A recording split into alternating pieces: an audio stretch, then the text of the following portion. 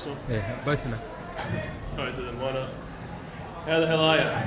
Righto, so we're here to debate whether or not we should bring back an extinct species, and we're about to say that it is wrong. Why is that? Because nobody benefits from it. It is essentially a fruitless endeavour. Number one, the reason for them not being brought back to life is they had their damn chance. This counteracts natural selection. If we do bring them back, it is the survival of the fittest, and they are extinct for a reason. Not all species are extinct because of natural reasons. Obviously, you could have man-made extinction, but you know, whether it's an asteroid plummeting towards Earth the size of Maine, or it's loss of competition in their own habitat, it's only the strong survive, and that's how it is. The opposition may come up and say, well, man-made extinction might be a bit of a different scenario, but to quote my niece who never rips her eyes away from her iPhone, soz but prom's not. We've all cut our losses and moved on, but I'll go on a bit more about that later.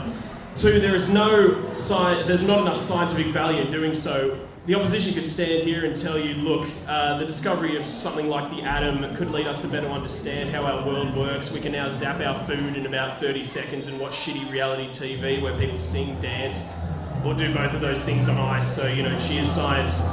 But bringing extinct animals back proves nothing. In 2003, a Pyrenean ibex, which is a goat for those playing at home, was brought back from extinction. So we know we can actually do it, you know, point proven. But there's nothing more to learn there. We're awesome. It died soon after, though, from horrific mutations. And, you know, I don't have time for that shit. We're bringing a whole bunch of quitters back into the world. This planet is for winners, and your mere existence proves that. How about spending time and money on discovering one of the 8.8 million species that we're yet to discover? The majority of them are on fucking land, so buy a plane ticket. I guess the next point to make would be that they would severely screw up the environment. Sir Joseph Banks, a very famous naturalist and botanist, said nature is a cruel bitch mother. And you know something? He's right. In the turbulent relationship between nature and the now extinct species, whether by natural or man-made forces, nature was a cold, heartless harpy from the bowels of hell who didn't care about the relationship and simply moved on after the species were wiped out. Shit happens, nature said, with a casual bitterness and a nonchalant shrug of its shoulders. Ecosystems reformed and reshaped in consequence as if the species was never there. Bringing extinct species back would surely spell doom for other species and fuck up the natural order in their respective habitats when they clearly didn't need to do so. The new species has become that guy that nobody invited to the party and stayed way too long after everyone had left. Don't be that guy. It's wrong to bring back extinct species. It provides nothing of value, not to science, not to nature, not to anybody.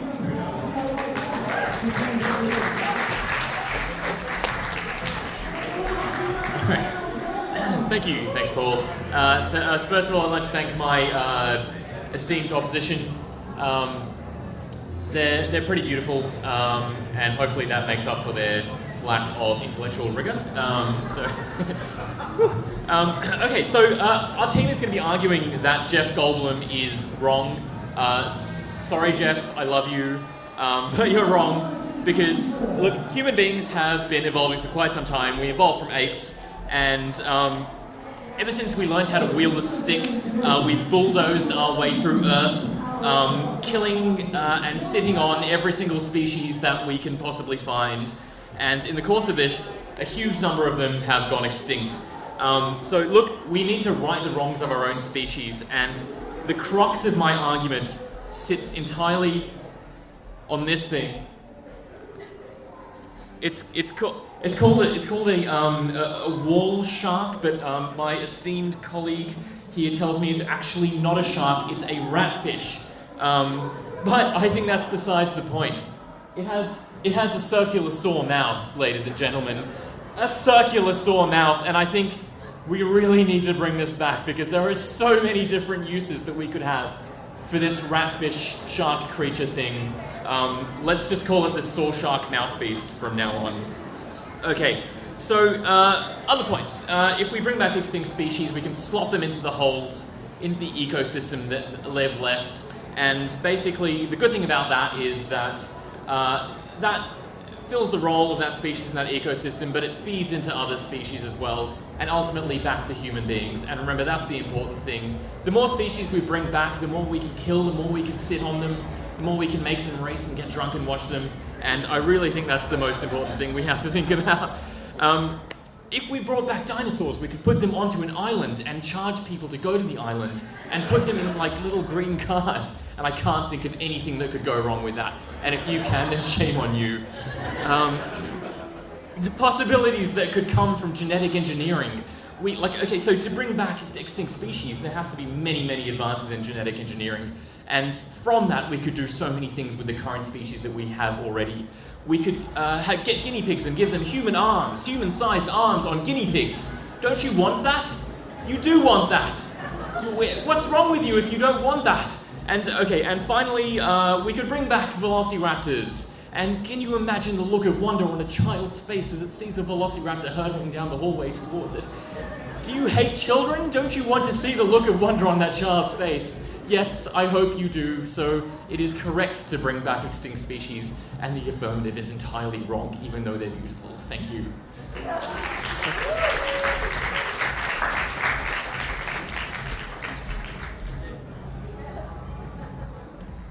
Well, ladies and gentlemen, let's make no mistake what the topic is actually about tonight.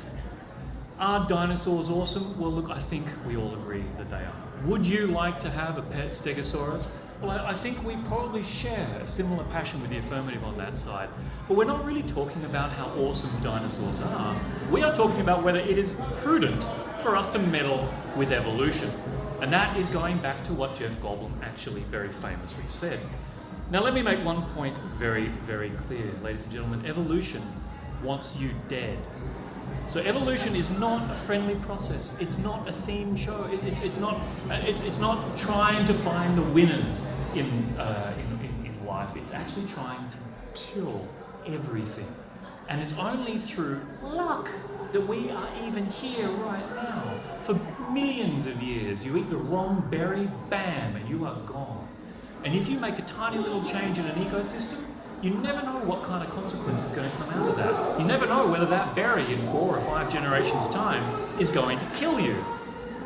You make a large change to an ecosystem, like let's say bring back dinosaurs, and well, I think that the results are probably going to be not in our favour. Evolution is complex, and meddling with it is dangerous. Let's think of another example where we have fiddled around with an ecosystem, and let's just try to transpose in our minds cane toad with velociraptor. And I wonder how that might go. Now, my final point, which is a cautionary point I think we should all take to heart, is let's swap things around a little bit. Let's say 65 million years ago, a comet landed on the Earth in the Quicksilver crater and wiped out all mammals.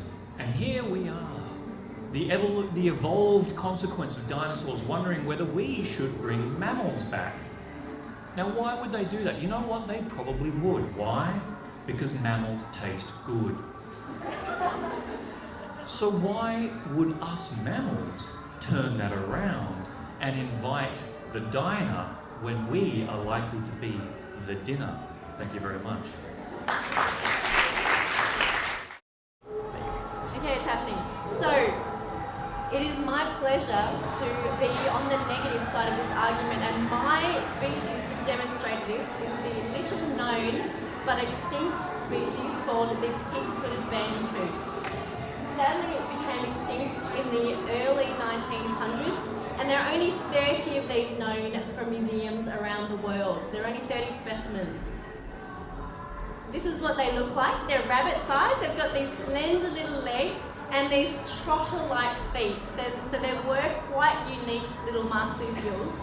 And they were first collected in the 1830s, and they were finally collected in 1901, and they were thought to go extinct not long after this. I have a second aspect to this story, and his name is Gerard Krefft. He is one of our most famous ex-directors here at the museum. And he was a mammalogist, he worked on reptiles, he worked on paleontology, and he was also our director for a period of time. He's a huge character. And Gerard Krefft went on an extended field trip where he collected a number of these pig-footed bandicoots. And he had them in captivity and pens, and he was studying them to see how they behaved and what they looked like. But after 6 months in the field, they ran out of food. And so Gerard Krefft started to eat the pig-footed bandicoots that he had in captivity. And yes, dear colleague, mammals do taste delicious. In fact, he recorded in his field notes, they are very good eating, and I'm sorry to confess that my appetite more than once overruled my passion and love for science. So my argument to you is that if we don't bring these animals back from extinction, our former and future directors will have nothing to eat. And you can actually meet our scientists up on level 2 tonight. They actually have some extinct specimens. Thank you very much.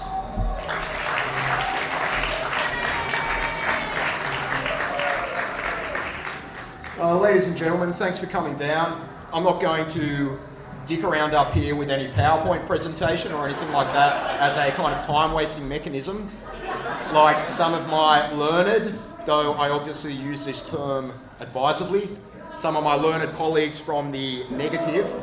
I'd like to thank Ketan for his delightful compliment. It's very nice to be called beautiful, but I am loath to say that if beauty is a kind of emanation from the soul, then I am afraid that my opposition are neither beautiful nor intelligent, which gives me great pain. But alas, you come up against this sometimes during a debate. There are a few obvious points of rebuttal that we could get into. The major one is the opposition here very, very clearly are not seeing the big picture. You can go on and talk about your little fish with the funny mouth, or your cute kind of bandicoot with the funny feet, or whatever it was, the pink feet or something like that. I wasn't paying attention because I was thinking about important non-scientific things. But you know, this isn't really part of the bigger picture. The bigger picture is to do with evolution. People, we're here, we love it. Dinosaurs come back, they'll fucking kill us. It's pretty basic. You're not going to be able to contain them. Has anyone seen King Kong? I mean, it's not exactly a dinosaur, it's an ape, but it's a big guy, big thing, and you can't really contain it. I just want to make a point before I finish. People always discuss dinosaurs in terms of scientific terms, evolution, all that kind of stuff. What is science? What is this scientific nonsense? Anyone living in Australia at the moment knows that science is a load of crap. You know, things like climate change are quite obviously ridiculous, as any of the 3% of us would see. People rarely discuss dinosaurs in political terms, and this is my whole point. We would not have the current democracy that is so praised and that is such a beautiful part of our country if there were dinosaurs, because simply we would not be able to congregate at school halls to vote. You know, we'd be walking there and a stegosaurus would jump out of the bushes and, you know, stomp on us, or a Tyrannosaurus Rex would eat us. So that's a really, really clear political point. Anyone that lives in a democracy, they understand the beauty of wage labour. You know, having to go to Simon Johnston for 10 hours a day so they can come home and be kind of entertained by the narcotic mist of popular entertainment. First bell. You know, that is the whole joy of our current democracy, being able to kind of, you know, zone out with this kind of stuff. With that in mind, think about Jurassic Park. On an aesthetic level, if the dinosaurs hadn't become extinct, that film would be really boring, because it would simply be like Big Brother or something like that. You're just watching a bunch of things that are already around. Why the fuck would you want to see that?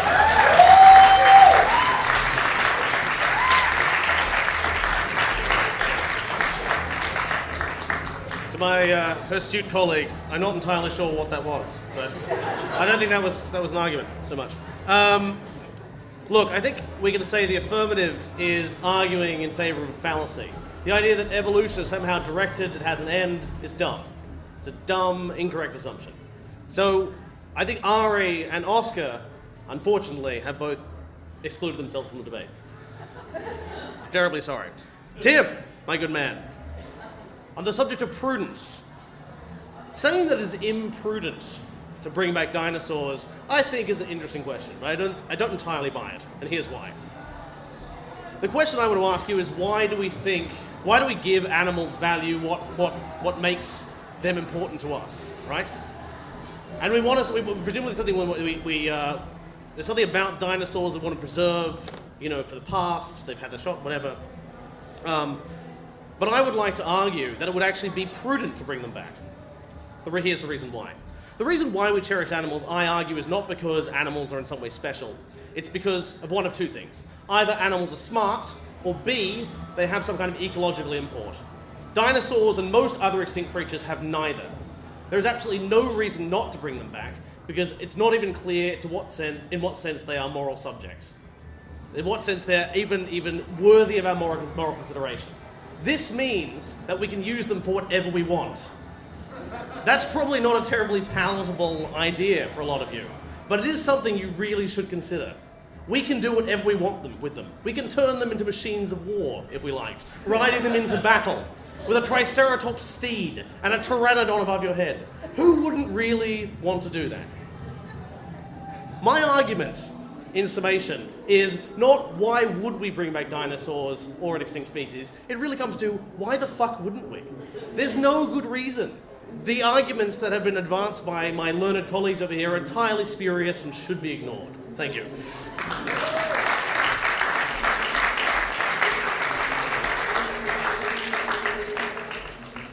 Okay, just to sum up, I need you guys to decide. So, if you agreed with the affirmative, make some form of noise. You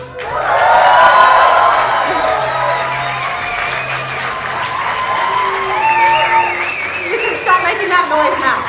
Okay, if you agreed with the negative, make some form of noise.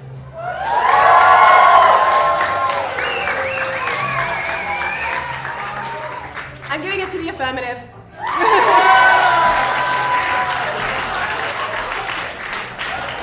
Thank you all very much, and thank you so much to Jurassic Lounge. This is a fantastic event. Thanks.